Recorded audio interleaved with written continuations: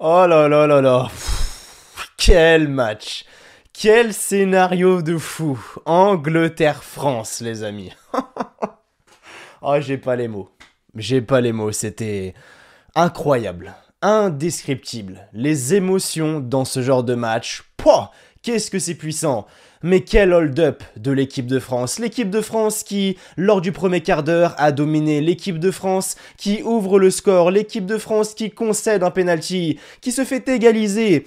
Olivier Giroud qui sort de sa tombe, qui met une tête, 2 buts à 1, penalty en faveur de l'Angleterre, raté par Harry Kane. L'équipe de France se retrouve en demi-finale de la Coupe du Monde 2022 au Qatar. L'équipe de France affrontera le Maroc. On arrive les frères marocains. France-Maroc en demi-finale de Coupe du Monde. Sans déconner, c'est juste exceptionnel. C'est quoi cette Coupe du Monde, sérieusement? Oh, j'en reviens pas, j'ai pas les mots. Sincèrement, je suis sous le choc. Je sais même pas quoi dire, sans déconner, c'était un match absolument exceptionnel. Mais quel hold-up. Quel hold-up de l'équipe de France, parce que, mis à part le premier quart d'heure, on s'est fait manger. De la 15e à la 90e minute, on n'a pas vu le jour. C'était aberrant. Aberrant. Enfin, franchement, j'ai même pas les mots. Franchement, là, je suis encore sous le goût des émotions. Je vous jure, quand Giroud a marqué, je me suis levé, j'ai hurlé. Enfin, il n'y a que le football pour nous faire vivre des émotions comme ça, les amis. Et c'est quelque chose d'exceptionnel. Victoire de l'équipe de France. L'équipe de France est qualifiée pour les demi-finales de cette Coupe du Monde. Qu'est-ce que je suis heureux. Qu'est-ce que je suis heureux. Et je suis d'autant plus heureux de savoir qu'on va affronter le Maroc, les amis. France-Maroc, ça va être un match absolument exceptionnel. L'équipe qui l'emportera décrochera son ticket pour la finale. J'ai très très hâte. Très très hâte d'être mercredi prochain, vraiment. Ouais, franchement, je m'y attendais pas parce que, mis à part lors du premier quart d'heure, c'était extrêmement compliqué. Pour nos Bleus, effectivement, on fait un bon premier quart d'heure, bloc médian, qui arrive à empêcher la relance des défenseurs anglais, que ça soit latéraux ou centraux. Ils n'arrivaient pas à alimenter les milieux.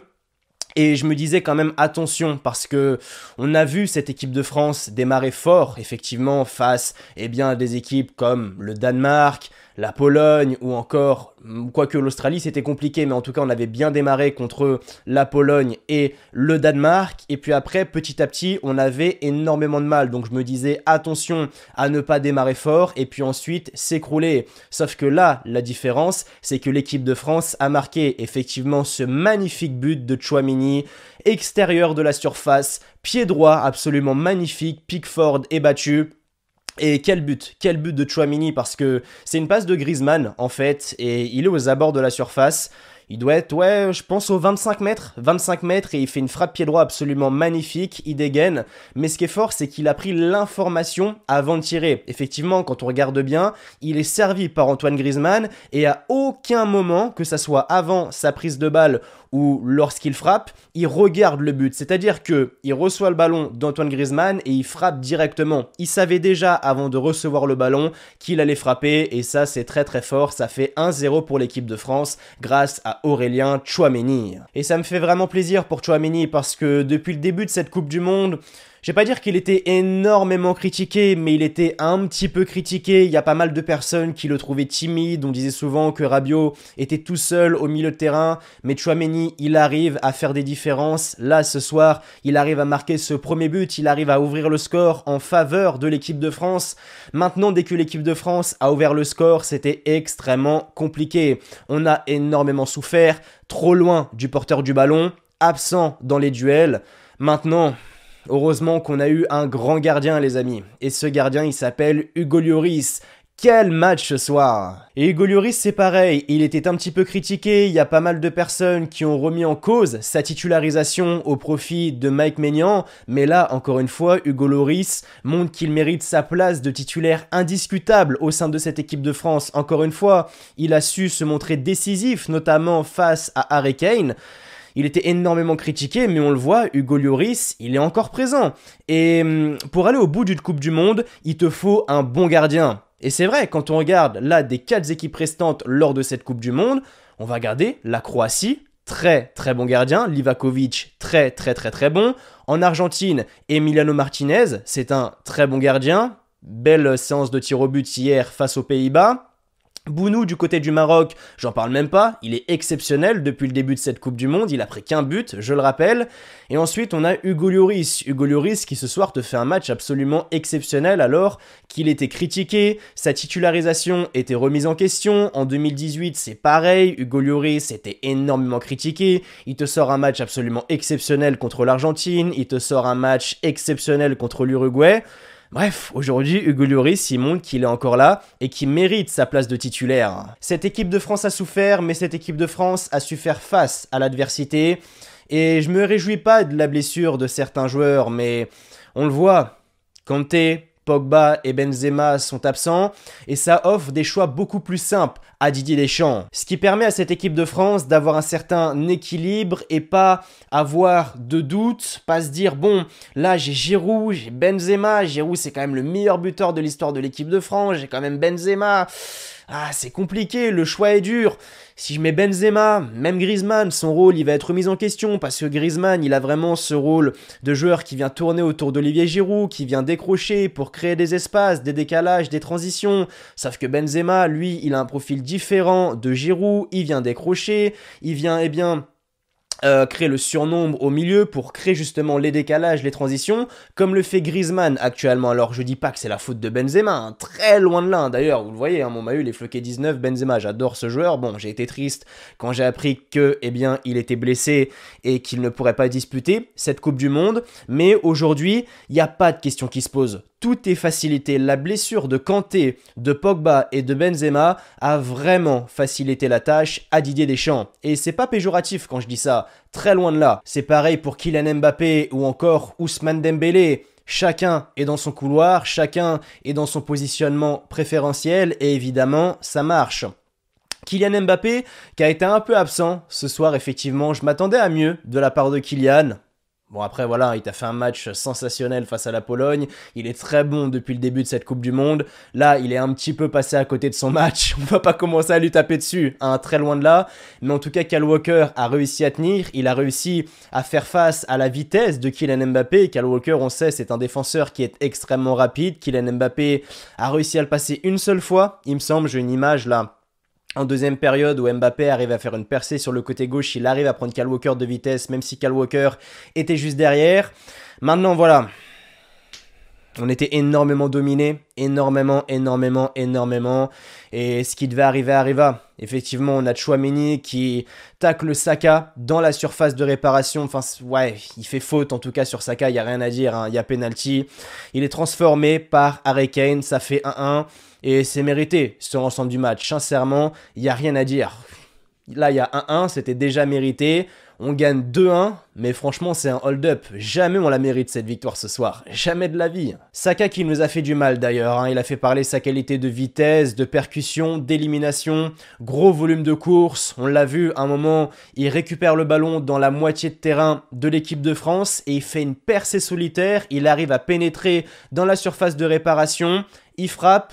Heureusement pour nous, sa frappe est trop écrasée. Hugo Lloris, bon, il la joue quand même en deux temps. Hein, il a eu du mal à capter ce ballon. Hugo Lloris, mais en tout cas, la frappe de Saka est trop écrasée. Et alors que l'équipe de France subissait,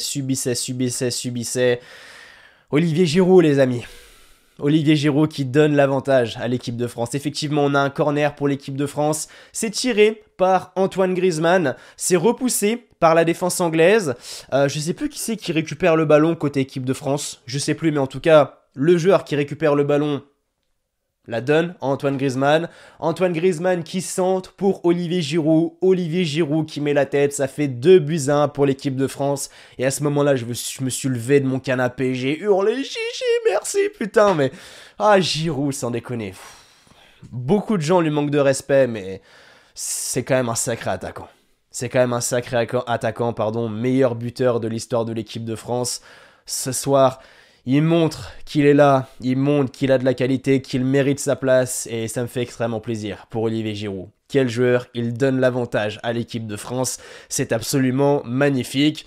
Surtout quand on voit la suite, on se dit mais putain, quel scénario bordel. C'était un match de fou, c'était vraiment un match de fou. Et je dis que c'est un match de fou parce que le scénario est exceptionnel. On a ce but de Giroud et dans les derniers instants, On a un penalty pour l'Angleterre, effectivement, on a un ballon aérien en destination de Mason Mount, et on a Théo Hernandez qui vient lui mettre un énorme taquet par derrière. Il se désintéresse totalement du ballon, l'arbitre ne siffle pas, arrêt de jeu, il va voir la VAR, et là il accorde le penalty. Et il n'y a rien à dire, il y a penalty pour l'Angleterre. Théo Hernandez, c'est une faute professionnelle. Faire une faute comme ça, à cet instant-là du match, te désintéresser du ballon comme tu l'as fait, sincèrement c'est une énorme faute professionnelle. Harry Kane pose le ballon, je me dis bon là c'est terminé, hein. Harry Kane il va la mettre au fond des filets, Harry Kane il rate jamais de penalty, c'est très rare. Ça va aller jusqu'aux prolongations, cette histoire. Harry Kane pose le ballon, il frappe fort, en plein milieu. Sauf que ça passe au-dessus. Harry Kane rate son penalty. Et c'est là où je dis que le scénario est absolument exceptionnel, parce que qui s'y attendait? À cet instant-là, je crois qu'on était à la 85-86e minute, il restait quelques minutes à jouer, et on a Harry Kane qui rate son penalty. Harry Kane qui rate son penalty, ça lui arrive quasiment jamais de rater son penalty. D'ailleurs, le premier qui transforme, il est absolument magnifique, il est croisé fort sur le côté. Hugo Lloris est prêt à contre-pied. Bref, Harry Kane qui rate un penalty, c'est extrêmement rare. Et là, il le rate. Et c'est là où on voit que le football, ça se joue là, les amis. Ça se joue dans la tête. Harry Kane qui rate son penalty. Et l'équipe de France l'emporte 2-1. L'équipe de France est qualifiée pour les demi-finales et affrontera le Maroc après cet hold-up face à l'Angleterre. Ah non, c'était fou, hein, je m'en remets toujours pas. Et ces quarts de finale, c'était quelque chose hein, quand même. Hein. Élimination du Brésil, qualification de la Croatie du coup, qualification de l'Argentine au tir au but face aux Pays-Bas, pardon, après que les Pays-Bas soient revenus dans les derniers instants, le Maroc qui bat le Portugal, le Maroc qui se retrouve en demi-finale de la Coupe du Monde pour la première fois de son histoire, et l'équipe de France qui arrive à se qualifier en demi-finale face à l'Angleterre alors que ce n'était pas du tout mérité. Et l'équipe de France va affronter le Maroc. J'ai vraiment envie de voir ce match. Ça va être une énorme bataille. Et ouais, Maroc-France, ça va être une sacrée affiche.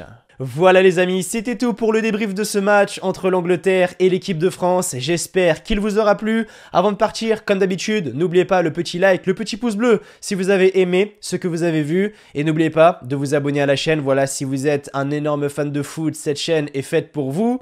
Nous, on se retrouve bien mardi prochain pour la suite de cette Coupe du Monde. Le premier match de ces demi-finales, Argentine-Croatie. D'ici là, prenez soin de vous. Je vous souhaite comme toujours que du bonheur, que des bonnes choses. Portez-vous bien et merci à vous d'avoir regardé cette vidéo. Allez, ciao, bye bye!